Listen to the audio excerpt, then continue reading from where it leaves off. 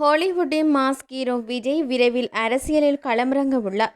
இதனால் சினிமாவில் இருந்து விலகவும் அவர் முடிவெடுத்துள்ளது பெரிய பரபரப்பு ஏற்படுத்தியது. அதனிடையே வெங்கட் பிரபு இயக்கம் ஹோட் படத்தில் நடித்து வரும் விஜய் அடுத்த தளபதி 69 கமிட் ஆகியுள்ளார். இந்நிலையில் ஹோட் படத்தின் படப்பிடிப்பு குறித்து லேட்டஸ்ட் தகவல்கள் வெளியாகியுள்ளன. விஜயின் 68வது படமான ஹோட் வேகமாக உருவாகி வருகிறது. ஏஜிஎஸ் நிறுவனம் தயாரிக்கும் இந்த படத்தை வெங்கட் பிரபு இயக்குவது அனைவரும் அறிந்தது. அதேபோல் விஜயுடன் மோகன், பிரசாந்த், பிரபுதேவா, அஜ்மல், ஸ்னேகா, லைலா, மீனாட்சி என பெரும் நட்சத்திர பட்டாளமே நடித்து வருகிறது. இந்த படத்தில் இருந்து விரைவில் ஜுவன் இசையில் முதல் பாடல் வெளியாகும் என எதிர்பார்க்கப்படுகிறது.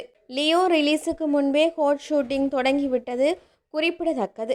அப்போதே விஜய் தனது அரசியல் பயணம் பற்றி வெங்கட் பிரபுவிடமும் தயாரிப்பு நிறுவனத்திடமும் சொல்லிவிட்டார் என்றே தெரிகிறது. அதனால் முதல் நாளில் இருந்து அசுர வேகத்தில் படப்பிடிப்பை நடத்தி வருகின்றார் வெங்கட் பிரபு. சென்னை, தாய்லாந்து, துருக்கி என அடுத்தடுத்து வேகமாக நடைபெற்று வருகிறது ஹோட் ஷூட்டிங். இந்த வரிசையில் ஹோட் ஷூட்டிங் தற்போது சென்னை தாம்பரத்தில் நடைபெற்று வருகிறது. இதில் விஜயின் போர்ஷன் ஷூட் செய்யப்பட்டு வருவதாகவும் தகவல்கள் தெரிவிக்கின்றன. இதனைத் தொடர்ந்து இன்னும் 2 ஷெடியூல் மட்டுமே மீச்சம் இருப்பதாகவும் அதுவும் அடுத்தடுத்து நடைபெறும் என்றும் சொல்லப்படுகிறது.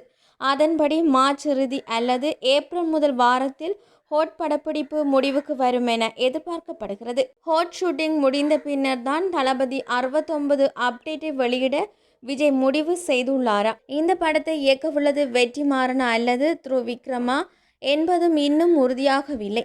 அதேபோல் அட்லியின் பெயரும் தளபதி 69 இயக்குனர் லிஸ்டில் இருப்பது குறிப்பிடத்தக்கது.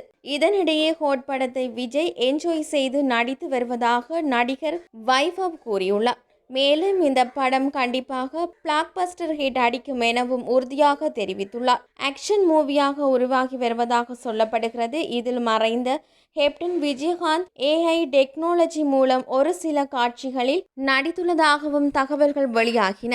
ஆனால் இதனை படக்குழு தரப்பில் இருந்து இதுவரை உறுதிப்படுத்தவில்லை என்பதும் குறிப்பிடத்தக்கது.